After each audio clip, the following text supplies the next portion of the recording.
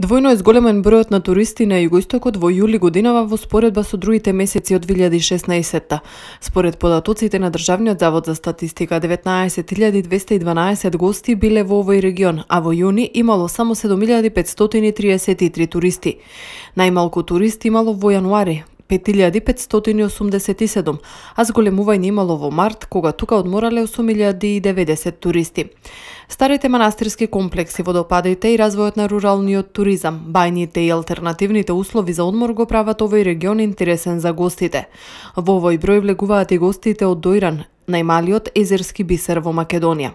Експертите велат дека претходно бегалската криза, а до денес и политичката, влијаат врз бројот на туристите и нивното двоумење дали Македонија да ја одберат за дестинација. Овие бројки се далеку постабилни и подобри заради една причина. Ние се наоѓаме сепак во една политичка криза. Знаеме дека политичката криза и природните непогоди се најголемите инхибитори за привлекување на странски туристи. Така што и покрај се ова што нас ни се случува, ние сепак имаме добар прилив на туристи. И не само во Македонија, например, кога ќе го земеме како пример Скопје, централното градско подрачје и напорите за разабавување и инвестирање во него, носат прилив на туристи. Значи секоја година во последните 5 години имаме просечно по 10% раст на странските туристи во овде. Анализата на бројот на туристите во Струмица покажува намалување во текот на годините, така што во 2011 година во општина Струмица според податоците на Државниот завод за статистика регистрирани биле 30.367 туристи, во 2015 година 24.606.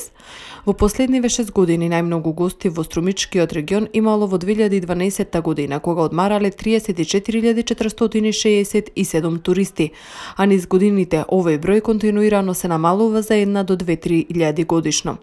Во насока на подобрување на бизнес понудата, граѓанските организации, локалните власти од Струмица и руралните општини Василево, Босилово и Новосело спроведуваат низа проекти поврзани со туризмот. Со европски пари реализирани се проекти за пешачки патеки, уредување туристички зони, потоа за меѓугранична соработка во делот на развојот на туризмот, кои треба да го дефинираат регионот како неодменливо место за посета на туристите.